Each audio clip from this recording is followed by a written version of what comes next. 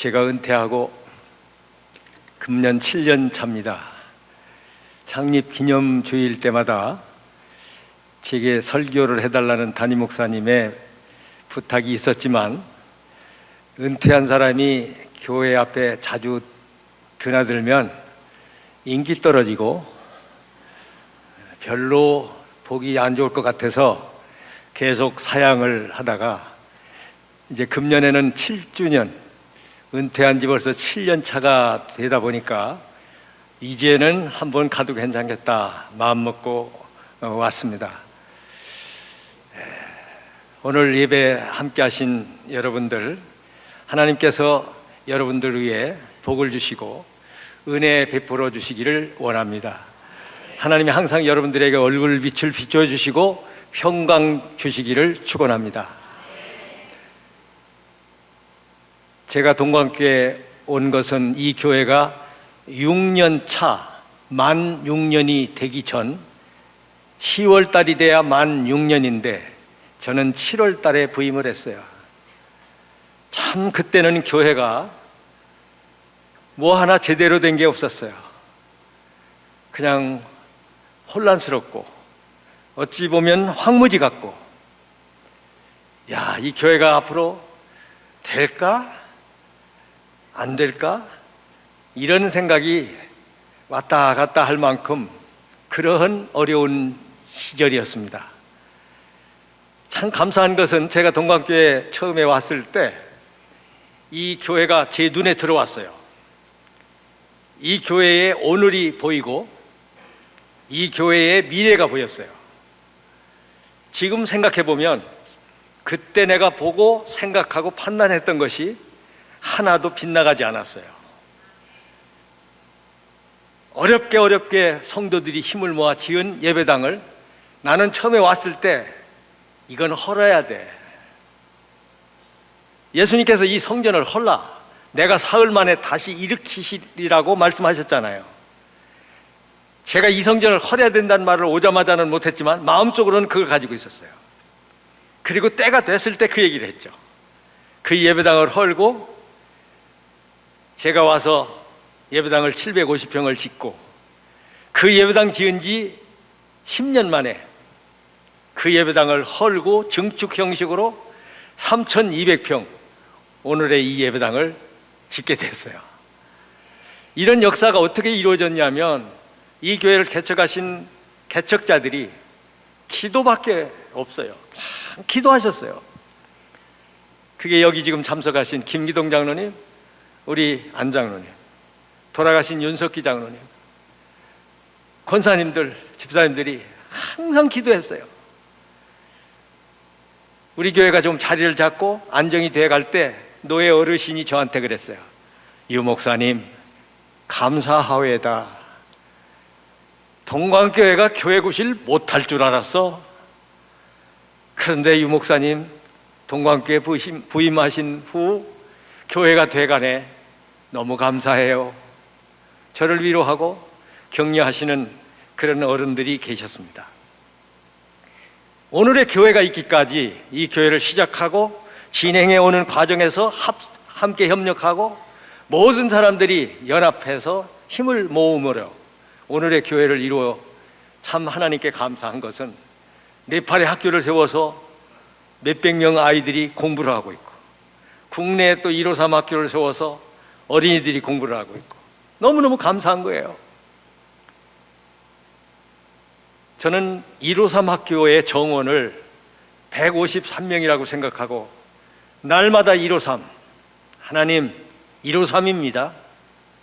153명이 학생이 와야 정원입니다. 154명 오면 한 명은 떨어뜨리는 겁니다. 늘 지금 그러고 있어요. 여러분, 아직 나이가 50이 넘지 않았으면 아이를 하나 다시 낳으시기 바랍니다. 그래서 그 아이가 커서 153 학교에 왔으면 좋겠어요. 이제 그런 나이가 지났으면 손주가 자라서 그 학교 왔으면 좋겠어요. 왜 그러냐면 내가 한이 있잖아요. 한. 무슨 한이냐면 영어 못하는 거. 죽인다고 해도 못 알아들어. 나는 영어가 하고 싶어서 영어 유치원을 세웠었잖아요. 엄마들이 이해를 못하는 거예요. 안 보내. 우리 계장로님 내 아들이 그때 영어 선교회 다녔고 거기서 영향을 받아서 외국인 학교 다니잖아요. 아마 지금 군대 가 있죠? 우리 손자가 2년도 아니고 1년 반 그 학교 다녔는데 지금 미국 가서 중학생이 됐다고? 지금 쩔쩔맬 것 같아. 고생할 것 같아. 왜냐하면 영어 공부 2년도 안 했는데 미국 가가지고 중학생 과정에 지금 들어갔으니 얼마나 어렵겠어요. 근데 나는 너무 감사한 거야. 이야, 우리 손자가 초등학교 2학년 과정도 채 못 마친 아이가 미국에 가서 영어로 저하고 똑같이 생긴 아이 하나도 없는데 시커멓고 하얗고 큰 놈들 사이에 끼어서 공부하고 있는 게, 와, 그게 얼마나 감사한지 몰라요. 여러분 153학기 보내세요. 마땅히 행할 길을 어릴 때 가르쳐라. 그러면 늙어도 그 길을 떠나지 않으리라. 제가 153학교 시작할 때 그런 얘기 했어요. 수학을 포기하면, 예?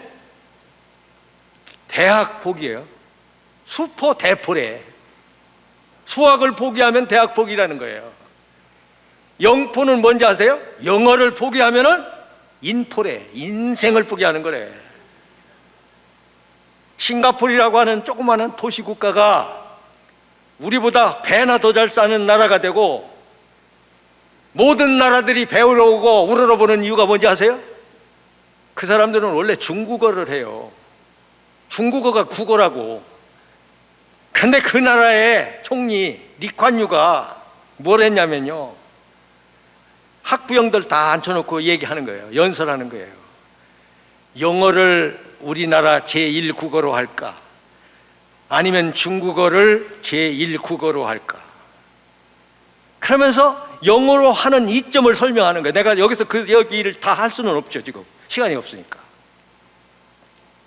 근데 엄마 아빠들이, 젊은 엄마 아빠들이 리콴유 총리가 하는 얘기를 가만히 귀를 듣더니 중국어 아니라고, 영어를 하겠다고. 내가 그 책을 하나 읽었는데요, 빠르게 그리고 느리게. 내가 그 책을 읽으면서 생각한 게 뭐냐면요, 그냥 나라에서 제도적으로 영어 해 이렇게 한 게 아니에요. 영어를 할까 중국어를 할까 국민들이, 부모들이 선택하게 만드는 거예요. 이분은 그 얘기예요. 중국어는 세계를 지배하기가 어렵다는 거예요. 중국말은 너무 어렵대. 한문이 너무 어렵다는 거예요. 영어를 하면 세계를 지배할 수 있다는 거예요. 왜냐하면 리콴유는, 싱가포르의 총리는 37살에 총리가 됐거든요. 영국에서 옥스퍼드를 나온 사람이에요. 세상 돌아가는 걸 너무 잘 알아요. 어떻게 하면 이 조그만 자원이 없는 섬나라, 이런저런 종족이 섞여서 사는 이 나라를 세계 열강들과 맞설 수 있는 나라로 만들까를 생각할 때에 영어를 앞세워야 된다는 거예요. 여러분, 동광교회가 시작한 153 크리스찬 스쿨은요, 돈벌이 하려고 하는 거 절대 아니에요. 우리가 막 지원하잖아요. 돈 조금 받고 영어를 가르치는 거야. 근데 내가 이 멀리서 얘기 들으니까 우리 교인들 자녀보다는 밖에서 사람들이 더 관심이 있다, 이 얘기를 들어요. 오, 통제라. 내가 섭섭해. 이 교회 담임 목사가 대학을 졸업하고 유학을 갔을 때 내가 울었어요, 혼자.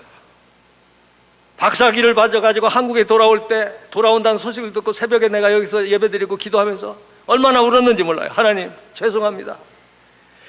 우리 동방교회에 하고 많은 자녀들이 많은데 목사의 새끼만 미국 가서 유학하고 학위를 받아가지고 오니 하나님, 제가 부끄럽습니다. 죄송합니다. 그러면서 혼자 울었어요. 여러분, 우리의 신분을 바꾸고 운명을 바꾸는 길은 지식이에요. 공부해야 돼요. 무슨 일이 있어도 여러분 과감하게 시작하세요. 시작하는 용기 속에는요, 그 시작하는 일을 성취시킬 수 있는 능력도 에너지도 다 거기 함께 포함되어 있다고 하는 거예요.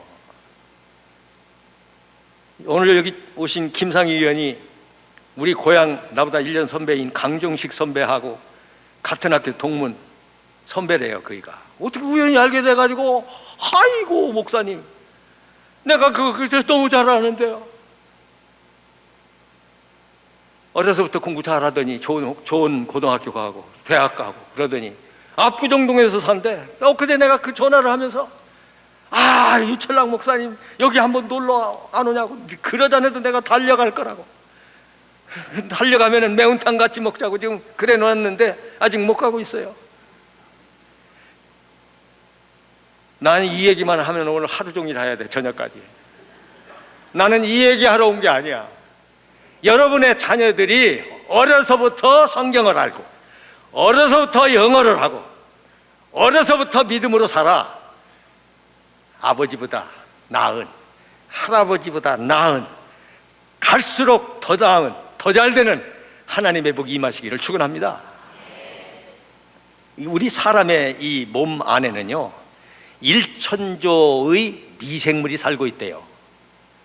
그런데 1천조의 미생물 중에 유익한 미생물이 있고 무익한 미생물이 있고 이것도 저것도 아닌 중간 미생물이 있다는 거예요. 그런데 유익한 미생물은 25%고 무익한 미생물은 15%예요. 이것도 저것도 아닌 중간 미생물은 60%나 된다는 거예요. 그런데 유익한 미생물과 무익한 미생물이 시도 때도 없이 싸워. 누가 이기나 승부를 내자는 거야. 딱 싸우잖아요. 무익한 미생물이 이기면 이 중간 미생물인 이것도 저것도 아닌 60%가 나쁜 미생물에 그냥 합세를 해서 나쁜 미생물이 된다는 거예요. 유익한 미생물이 이기면 이 60% 중간 미생물이 그 이긴 자에 달라붙어 가지고 그냥 같이 돌아간다는 거예요. 나는 그 이야기를 어느 책에서 읽으면서, 야, 사람도 마찬가지다. 유익한 생각과 무익한 생각이 내 안에 있는데 유익한 생각이 앞잡이가 되면 나는 유익한 생각대로 복된 인생을 살아가게 되는 거고, 무익한 생각이 이기고 무익한 생각이 앞잡이가 되면 나라고 하는 인간 전체가 무익한 생각을 따라서 살아 저렇게 저 모양으로 전락하고 만다. 이걸 내가 느끼는 거예요. 사도 바울도 말했어요. 내 마음에는 선을 행하려는 마음과 그리고 또 다른 마음이 있는데, 다른 마음이 뭐냐면은 악을 행하는 마음, 하나님을 따라가는 마음이 있는가 하면은 세상 풍조를 따라가는 마음이 있다는 거예요. 그래서 사도 바울이 탄식하는 거예요. 오호라, 나는 곤고한 사람이로다. 이 사망의 몸에서 누가 나를 건져내랴 하고 탄식을 합니다. 그러면서 나는 마음으로는 하나님의 법에 복종하는 반면 다른 한면으로는 죄악된 본성으로 죄의 법에 복종하는 두 가지가 있다 얘기하는 거예요. 여러분, 하나님의 법은요 너무 무거워. 그 몽해가 너무 무거워. 내가 나 같은 것이 어떻게 하나님의 법을 따라? 못 따르지만 내가 그쪽으로 서서 그 뒤를 따르겠다고 결정을 하고 나가게 되면, 조금 전에 불렀던 찬송, 예수 우리 왕이여. 나는요, 내가 왜 이 찬송을 좋아하느냐면요, 예수님을 나의 왕으로 삼고 예수님을 나의 구주로 삼고 나의 주로 삼았더니 나라고 하는 것도 내가 이 보잘것없는 것이 이렇게 오른쪽으로 오른나사 법칙으로 내가 돌아가게 돼서 내 오늘이 있는 거다. 이렇게 생각을 하니까 예수 우리 왕이여가 이곳에 오셔서 좌정하사 여기 좌정해서 나를 다스려 달라는 이 노래가 너무너무 나한테는 좋은 거예요. 사랑하는 성도 여러분, 저는 성경 66권 중에서 설교할 말씀이 많이 있었지만 동광교회 성서 일과를 따라 나온 성경 구절이 어디냐면 오늘 하박국이에요. 그래서 읽은 말씀 가운데 보면 의인은 그의 믿음으로 말미암아 살리라. 오늘 이 말씀이 하나님께서 저와 여러분 우리 교회에 주시는 하나님의 말씀으로 받아들여 주시기를 바랍니다. 그럼 믿음으로 살려면 어떻게 해야 되느냐? 믿음으로 살려면 들어야 돼요. 그 말씀이 1절에 이렇게 쓰여 있어요. 그가 내게 무엇이라 말씀하실는지. 내가 질문을 했는데 그 질문을 하나님이 뭐라고 답변을 하시는지, 내가 질문한 것에 하나님이 뭐라고 대답하시는지, 내가 물어본 말에 하나님이 뭐라고 답변하시는지, 내게 뭐라고 하시는지를 들으라. 이것이 하나님께서 하박국 선지에게 주신 말씀이라 그 말입니다. 여러분 교회 와서 예배 시간에 설교를 들을 때 내게 주시는 말씀으로 듣는 것이 굉장히 중요합니다. 누구 들으라고 하는 소리가 아니에요. 지금 목사 한 사람이 여기서 하나의 마이크를 통해서 하나의 얘기를 하고 있어요. 그러나 듣는 사람은 전부 다 각자 형편이 달라요. 처지가 달라요. 어린아이도 있고 장성한 사람도 있어요. 남자도 있고 어른도 있어요. 그런데 똑같은 말씀을 들으면서 그 말씀을 받아들이고 이해하는 것은 각자가 다르다니까요. 언젠가 그런 일이 있어요. 제가 가만히 원고에 없는 얘기 준비하지 않았어요. 아이고 그 인간 아이고 살기 싫지? 그냥 살아. 바꿔봐도 그놈이 그놈이야. 한번 제가 그랬어요. 그냥 왜 그랬나 몰라. 그런데 그날 어떤 여인이, 어떤 여성이 내가 오늘 예배 드리고 하나님께 말씀드리고 그 인간하고 이제는 찢어진다, 그 인간하고 이제는 헤어지겠다, 그렇게 결심하고 교회를 왔는데 나는 그 사람을 쳐다도 안 봤는데 목사님이 꼭 자기를 딱 쳐다보면서 딱 그렇게 얘기했다는 거야. 그래가지고 깜짝 놀랐다는 거야. 그래서 알았어요, 그냥 살게요.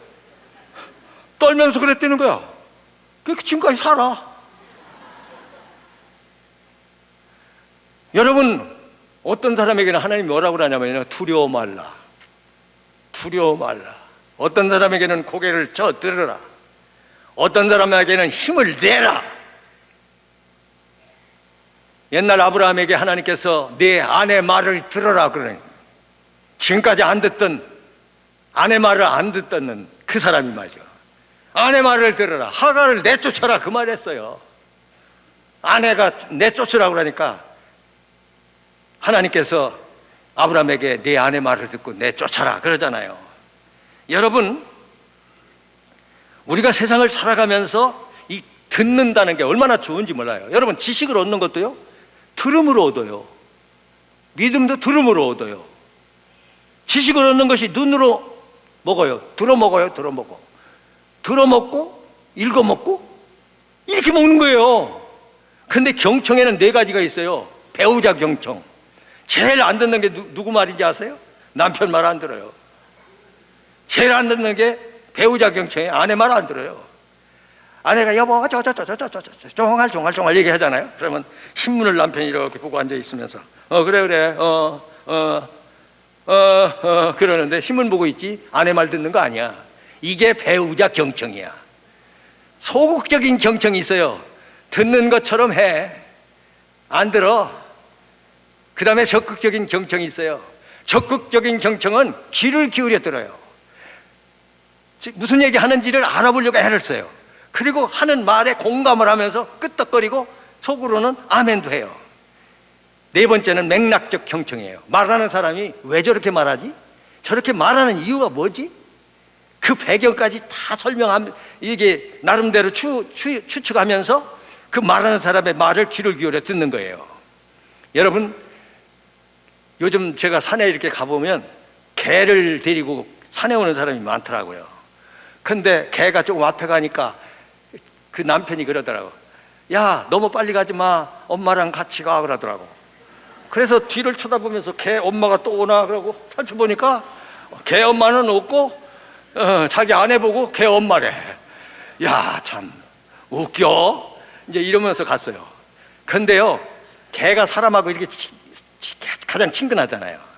근데 이 개는요, 똑똑한 개는 사람이 하는 말 단어를 70개를 이해한대요. 개 듣는데 말 함부로 하지 마세요. 어떤 교회 집사들이 끼리끼리 모이면 대개 뭐예요? 목사님 흉 보잖아요. 목사님 흉 안 보면요, 체에서 체증이 걸려가지고 소화가 안 돼요. 그러니까 이제 집사들끼리 막 이제 목사님 흉을 봤다네. 실컷 보고 이제 남편 올 때도 됐고 밥할 때 됐으니까 집에 가자. 그러자. 얘 또 만나. 이제 그리고 집에 가 또 전화할게. 여자들은 뭐 실컷 얘기하고 집에 가 또 전화한대. 그리고 이제 딱 나가서 신발을 신으려고 이렇게 쳐다보니까 신발이 전부 한 짝씩만 남았어. 이게 어쩐 일이냐? 개들이 목사님이 흉보는 집사 신발 한 짝씩 물어다가 흘러가는 강물에 띄웠대. 목사님 흉보지 마, 개가 물어가. 여러분, 개코가요, 냄새 기가 막혀요. 개의 청력, 사람이 못 따라가요. 여러분, 개만 또 못한 뭐 이런 말 하잖아요. 사람이 청력이 개만 못한 거예요. 개만큼 들으면 개는요, 부스럭거리는 소리를 듣고도 자다가 눈을 번쩍 뜨잖아요. 많은 곳에서 들려오는 소리 사람의 귀에는 안 들리는데 이 개는 듣잖아요. 날 때부터 소경된 사람도 있지만은 날 때부터 안진뱅이 된 사람 이야기가 사도행전에 나와요. 나이가 40세쯤 되었어요. 얻어먹고 살으라고 날 때부터 안진뱅이야. 다리가 오그라 붙어 있어. 그 사람을 들어다가 성전문 앞에 앉혀놓는 거야. 성전에 들어가는 사람, 나오는 사람한테 한 푼 줍시오. 이러고 구걸하는 거예요. 베드로와 요한이 기도 시간이 되어 기도하려고 성전에 이렇게 올라가는데 그 사람이 앉아 있는 거예요. 늘 보던 사람이죠. 베드로가 요한과 더불어 이렇게 말하는 거예요. 우리를 보라. 그러니까 이 사람이 뭘 얻을까 하여, 무엇을 얻을까 하여 바라보는 거예요. 그때 베드로와 요한이 내게 은과 금은 없지만은 내게 있는 것으로 내게 주노니 나사렛 예수 이름으로 일어나 걸으라 하고 오른손을 딱 잡아 일으키니까 발과 발목에 힘이 들어가고 일어서고 걷고 뛰고 한 번도 들어가 보지 못한 예배당 성전 안으로 들어가서 하나님을 찬양했다는 기록이 사도행전에 나와요. 여러분, 목사님 설교할 때요, 내게 주시는 말씀, 나한테 뭐라고 말씀하시는지, 하나님이 목사님을 통해서 무엇을 깨우쳐 주시려고, 무엇을 막고 무엇을 열어주시는지, 어떻게 하라고 하시는지, 그것을 귀를 기울여 내게 무엇을 주실까 하여, 무엇을 얻을까 하여 바라보는 여러분들이 되시기를 바랍니다. 여러분, 믿음은 들음에서 나는 거예요. 들음은 그리스도의 말씀으로 말미암는다고 말씀하고 있잖아요. 여러분, 투자 그러는데 우리는요, 어디다 투자해야 되느냐? 나 자신에게 투자해야 돼요. 쉽게 말해서 자신에게 투자하는 게 뭐예요? 공부하는 거예요. 계속 공부하는 거예요. 자기에게 투자하는 게 뭐예요? 최고의 투자는 하나님께 듣는 거예요. 하나님께 듣는 것이 최고의 투자예요. 그까짓 거 공부 좀 한 사람한테 듣는 거, 그까짓 거 성공한 사람한테 듣는 거, 이것저것 그 이상의 최고의 지성, 최고의 영성, 최고의 지혜자이신 하나님께 듣는 거라 이 말이에요. 여러분들 모두 다 하나님께 들으면 어떤 일이 벌어지는지 아세요? 듣게 되면 어떤 일이 생기느냐? 비전을 보게 돼요. 꿈을 꾸게 돼요. 그리고 꿈을 꾸고 나면 목적이 생겨요. 목적이 생기면 계획이 생겨요. 여러분, 하루도 계획적으로 살아가잖아요. 옛날 에디슨은요, 하루 일과표 계획 속에서요 10분씩 잘라서 썼대요. 10분, 20분은 뭐하고, 여기서부터 20분은 뭐하고. 그러니까 발명왕이 되는 거야. 에디슨이 뭐라고 그랬어요? 천재는 99%의 노력과 1%의 영감으로 되는 거라고. 나는 그 말을 처음 읽을 때 이렇게 생각했어요. 아, 천재는 99% 노력을 해야 되는구나, 그 말이구나, 이렇게 생각했어요. 그런데 가만히 그 말을 읽고 생각하고 또 들여다보고 또 들여다보니까 1%의 영감을 받아야 99%의 노력을 하는 사람이 되는 거야. 그걸 내가 알았어요. 아하, 1%의 영감에 99%의 노력이 만들어지는구나. 그걸 알았어요. 그 하나님 믿는 사람이잖아요. 사랑하는 성도 여러분, 이 묵시가 없는 사람은요, 이게 막 살아요. 아무렇게나 살아요. 그냥 되는 대로 살아요. 그러니까 성경에는 이렇게 표현되어 있어요. 묵시가 없는 사람은 이게 방자히 행하나니 그랬어요. 방자히 행한다는 말 뭐예요? 제멋대로 꼴뚜기처럼 날뛰는 거야. 그냥 흥분하고 그냥 몰리고 생각도 없어. 그냥 모이자 그러니까 하고. 내가 동방교회 처음 와가지고 설교할 때 무슨 얘기 하지 아세요? 누가 와서 안수해 준다고 해서 아무 데나 가서 머리 내밀지 말라고. 이 머리가 어떤 머리인데 아무 데나 머리를 내미냐고 막 내가 야단을 치고 소리를 질렀어요. 지금은 뭐 이제 나이 들으니까 소리 지를 힘도 없지만 말이죠. 두 번째로는 하나님께서 뭐라고 그러냐면 기록하라는 거예요. 2절에 보면은 이 묵시를 기록하여 판에 명백히 새기되 달려가면서도 읽을 수 있게 해라. 기록하라는 거예요. 판에 기록하라는 거예요. 여러분, 돌판에 기록할 수 있죠. 근데 신명기에 보면은 하나님의 말씀을 마음에 기록하라고 그랬어요. 마음판에 기록하라는 거예요. 달려가면서도 읽을 수 있도록 판에 기록해서 어디다 달아놓는 거, 세워놓는 거 쉽지 않죠, 그죠? 근데 마음판에 기록을 하면 누웠을 때도 보여요. 마음판에 기록된 묵시는요, 달려가면서도 보여요. 달려가면서도 읽을 수가 있어요. 그 말이에요. 놀랍죠? 제가 오래간만에 설교 부탁을 받고 책을 하나 읽었어요. 정신과 의사이자 신경과학자인 타라 스와트 박사가 쓴 책인데요, 더 소스. 영어 제목은 소스예요. 번역하면은 그게 부의 원천이에요. 그런데 한마디로 얘기해서 부의 원천이 뭐냐? 부의 원천은 뇌의 힘이라는 거예요. 뇌가 가지고 있는 힘, 뇌력이 부의 원천이라는 거예요. 부유하게 잘 사는 것은 여기에 달렸다는 거예요. 이거에 달렸다는 거예요. 그러면서 이 뇌를 깨우는 방법이 뭐냐? 오감, 시각, 청각, 후각, 미각, 감각, 이 모든 오감을 통해서 뇌에 정보를 준다는 거예요. 뇌로 돌아가는 거예요, 전부 다. 그러면 그 뇌가 오감을 통해서 들어오는 이런저런 모든 정보를 융합하고 해가지고 여기서 뇌가 움직이는 거예요. 그래서요, 학교에서는 인생은 성적순이라고 가르치죠, 학교에서는. 그래서 저는 공부 못하니까 학교 다닐 때 맨날 뭐라고 그랬냐면, 인생은 성적순이 아니야. 그러면 친구들이 또 개똥철학 나온다 그랬어요. 그래, 개똥철학이다 나는.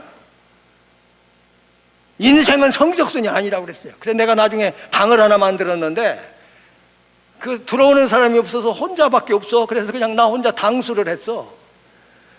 그게 무슨 당수냐면은 골빈당 당수야. 공부하는 학생이 머리에 들어가는 게 없으니까 그냥 골빈당이야.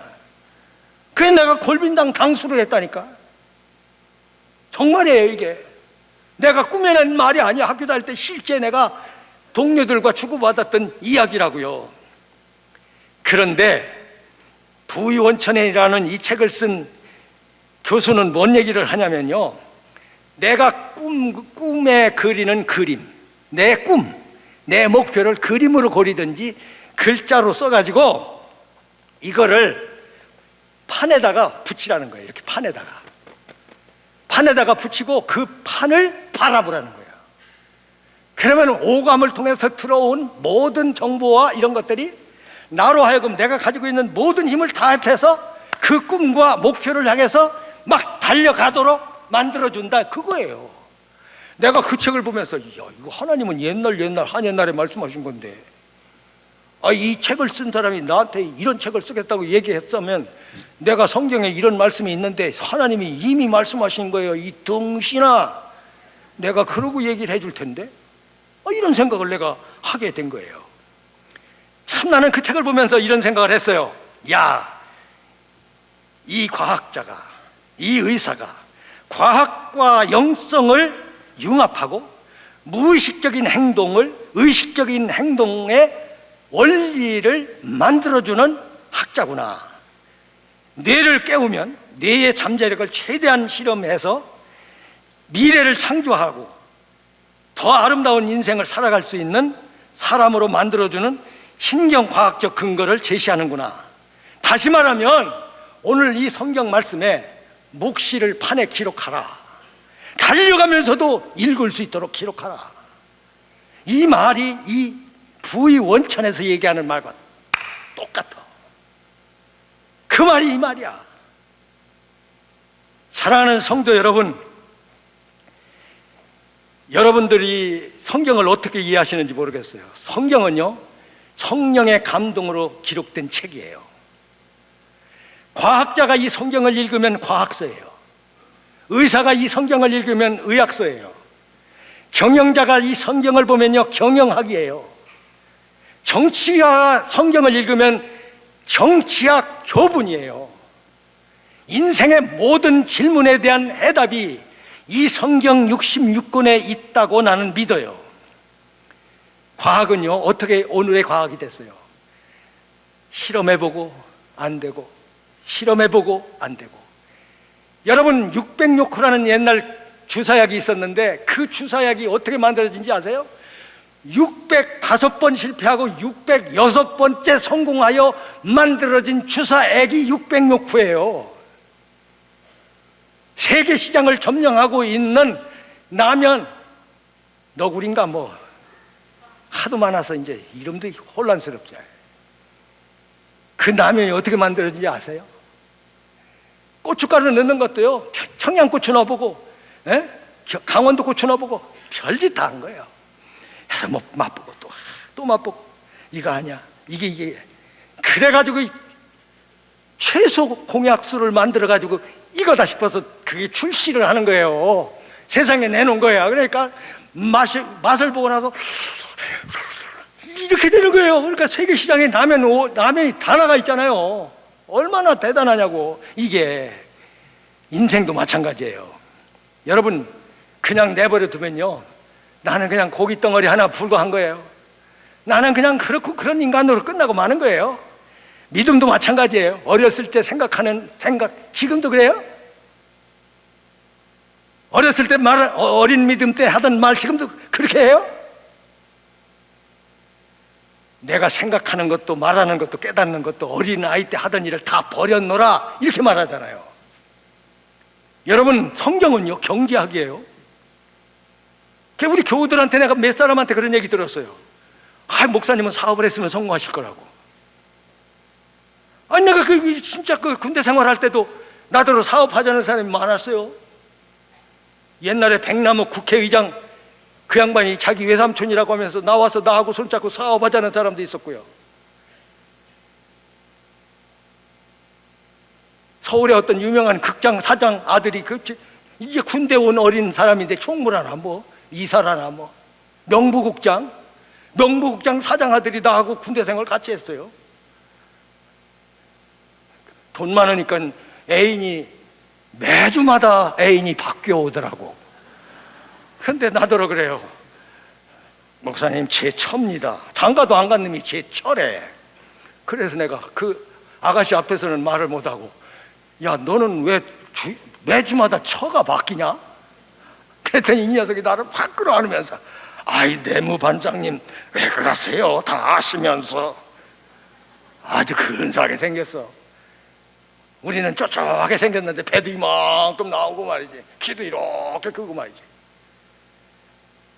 여러분, 하나님은 자기 백성들에게 이 말씀을 주면서 부의 원천을 자극하는 거예요. 부의 원천을 건드리는 거예요. 그래서 우리로 하여금 영혼도 잘 되지만 범사가 잘 되게 하시는 거예요. 너 인생 그려가면 안 돼. 너 그렇게 말하면 안 돼. 너 그렇게 생각하면 안 돼. 이러는 거예요. 그러니까 이제 저희같이 인생을 살 만큼 살아온 우리들이 볼 때는, 야, 내가 정치했으면 누구보다는 좀 나을 것 같은데, 이런 생각 한다니까. 정말 우리 김기동 장로님이나 안상기 장로님 같은 분은 나를 그렇게 생각해요. 지금도. 이렇게 말해버리면 저분이 아니라고 할 수가 없잖아. 내가 교원들에게 이렇게 말하잖아요. 나를 좋아하지 않는 것은 인간이 아니야, 이 말했더니요, 교인들이 다 좋아해요. 왜냐하면 인간 되려고. 내가 얘기하려고 하는 것은 뭐냐면, 주 안에 있는 나를 내 스스로 경쟁하라는 거야. 내 스스로 인정하라는 거야. 너희는 마음에 근심하지 말라. 하나님을 믿으니 또 나를 믿으라. 나는 이 말씀을 예수님의 말씀인데요, 나는 언제도 이렇게 생각했어요. 하나님을 믿으니 또 나를 믿으라. 여러분, 누구를 믿냐면 하나님을 믿는 나를 믿어야 합니다. 나는 믿을 만한 존재가 못 됩니다. 그러나 하나님을 믿는 나는 믿을 만한 인간입니다. 이게 믿음의 배짱이에요. 이게 믿음 안에 있는 사람들의 긍정적인 생각이라고요. 사랑하는 성도 여러분, 끝으로 한 가지는 믿으라는 겁니다. 이 묵시는 정한 때가 있나니 비록 더딜지라도 정녕 이루리라. 3절 그랬잖아요. 이 묵시는 정한 때가 있나니 반드시 이루어진다는 거예요. 하나님께서 말씀하신 대로 된다는 거예요. 반드시 그렇게 이루어진다는 거예요. 여러분, 묵시가 뭐예요? 이 묵시라고 하는 것은요, 하나님께로부터 받은 비전이에요. 묵시라는 말을 다른 말로 하면 비전이에요. 환상이에요. 이상이에요. 이게 묵시예요. 따라서 해봐요. 묵시는 환상이에요. 비전이에요. 이상이에요. 꿈 가운데 나타나는 어떤 이상한 그림이 아니에요. 정신이 말짱한 가운데서 하나님께서 주시는, 사랑하는 택한 종들에게 주신 묵시라, 그 말입니다. 여러분, 믿음이라고 하는 건 넘어지지 않는 게 아니에요. 넘어져요. 근데 믿음은 다시 일어나요. 오뚜기같이 또 다시 일어나요. 7번 넘어져도 다시 일어나는 게 의인이에요. 여러분, 넘어졌죠 지금? 일어나면 돼요. 여러분, 먼지는 털어버려요. 네 목의 줄을 스스로 풀지어다, 성경에 말씀해요. 자기 목을 자기가 졸르면 안 돼. 어린아이가 아빠 넥타이를 가지고 놀다가 넥타이를 매기까지는 맸어. 풀을 줄 모르는 거야. 자기는 푸른다고 잡아다녔어. 잡아다닌 그것이 자기 아버지 넥타이를 가지고 자기 목을 조른 거예요. 그래서 질식한 거예요. 하나님께서는 반드시 이루어 주실 거예요. 제가 개척교회하고 할 때에 날마다 외웠던 성경이 뭔지 아세요? 그 약한 자가 강국을 이룰 것이라. 그 작은 자가 천을 이룰 것이다. 그 작은 자가 천을 이룰 것이고 그 약한 자가 강국을 이룰 것이다. 때가 되면 나 여호와가 속히 이루리라. 내가 그 말씀을 좋아하는 것은 약한 내가 이루는 게 아니에요. 나는 그냥 이루시는 하나님을 믿는 거예요. 나는 그분을 믿으면 그 작은 자가, 그 약한 자가, 그 작은 자가 나야, 그 약한 자가 나야. 그것을 하나님이 이루어 주신다고 날마다 이 말을 암송했어요. 머릿속에서. 내 입에서 그 말이 밖으로 나가요. 그 말이 내 귀로 들어와요.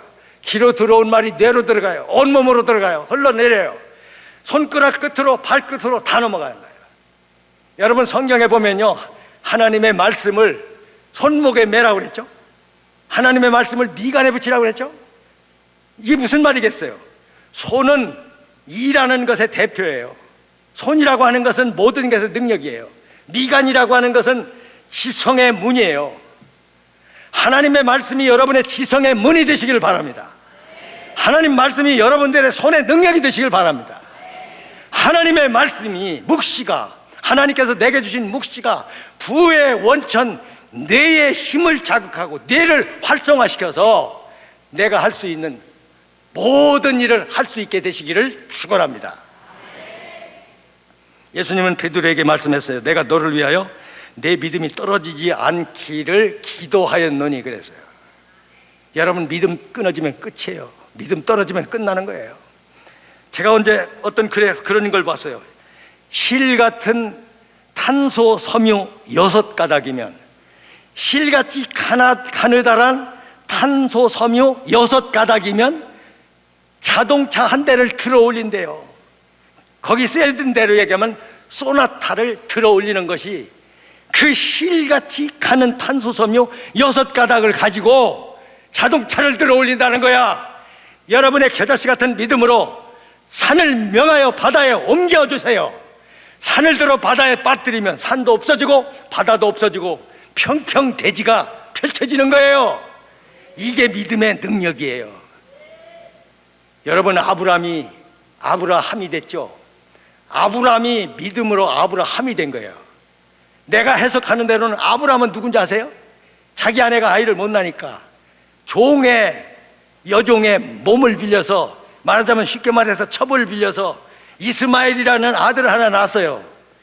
그런데 이제는 나는 무자하오니 내 유산을 물려줄 자는 이스마엘밖에 없다고, 내 몸종밖에 없다고 그럴 때, 아니야, 아브라함을 밖으로 데리고 나가 밤하늘의 별을 보이시면서 하늘의 별들을 바라보라. 내 자손들이 하늘의 별과 같이 무수하게 번성하게 될 거다. 이것을 아브라함이 믿으니 그가 믿는 그 믿음을 의로 여기시고, 내가 너를 갈대아우로 너희 본토 조상이 살던 땅에서 너를 이끌어낸 것은 너희 자손을 이렇게 만들어내기 위해서 그랬다고, 그러면서 빈손 맨 땅 아무것도 없는 홀몸이었던 그에게 땅을 또 유업으로 주시잖아요. 그게 아브라함의 역사예요. 사레가 원래 이름이 사레였어요. 애 못 낳는 여자 그냥 사레예요. 근데 어느 날 지나가는 나그네가 아브라함이 자기 집으로 모셔드리고 송아지 잡아서 대접하고 그러니까 기한이 되면 내 아내가 아들을 낳아 너에게 안겨주리라, 그 말을 하는 거예요. 그 말을 주방에서 들었어요. 사례가요 그 말을 듣고 웃었어요. 소리 낼 수도 없고 그냥 속으로 웃었대요. 아브라함은 그 말을 듣고요 웃어요. 어떻게 우냐면 엎드려 웃었대. 남자는 엎드려 웃어야 돼, 여자는 속으로 웃어야 되고. 내가 153학교 교장 선생님에게 학교가 앞으로 153명이 될 거다 이렇게 얘기하니까 맨날 웃어요. 그 웃음의 뜻이 뭔지 모르겠어. 나는 물어보지는 않았어 지금도. 그래서 내가 해석을 이렇게 하는 거야. 그래, 아브라함도 웃더니 그렇게 됐어, 웃더니 그렇게 됐어, 웃으면 웃는 대로 될 거야. 난 그러는 거야. 믿습니까? 야곱이 믿음으로 이스라엘이 됐어요. 여러분 아시죠? 어떻게 야곱이 이스라엘이 되는가? 밤새도록 하나님의 사자와 붙잡고 씨름하잖아요. 한 판은 여기서 이기고 한 판은 저기서 이기고 엎치락뒤치락을 밤새도록 하는 거야. 상대가 뭐라고 그래요? 날이 세려하니 나를 놓아달라고, 가야겠다고 그러잖아요. 끝까지 붙잡고 안 놔. 당신이 나를 축복하기 전에는 놓지 않습니다. 못 갑니다. 나를 축복하다고. 그러니까 반칙을 쓰는 거예요. 상대가 들어서 맺혔어요. 대퇴가 부러졌어요 여기가. 그래가지고 야곱이 절뚝발이가 됐다고 그러잖아요. 내 이름이 뭐냐 그러잖아요. 야곱이라고. 이제부터는 내 이름을 야곱이라 하지 아니하고 이스라엘이라 하리라. 하나님과 씨름하여 이겼다는 뜻이 이스라엘이에요. 천국은 침노하는 자가 빼앗는다고 그랬어요. 천국은 그냥 가만히 있으면 주어지는 게 아니라는 거예요. 치고 들어가서 빼앗아야 된다는 거예요. 어떤 목사님이 자기 아들 목사님에 대해서 나한테 그래요.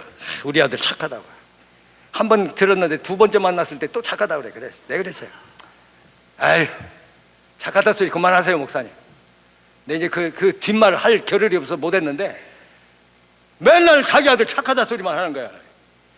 목사님 아들이 착하기만 해가지고 되겠어요?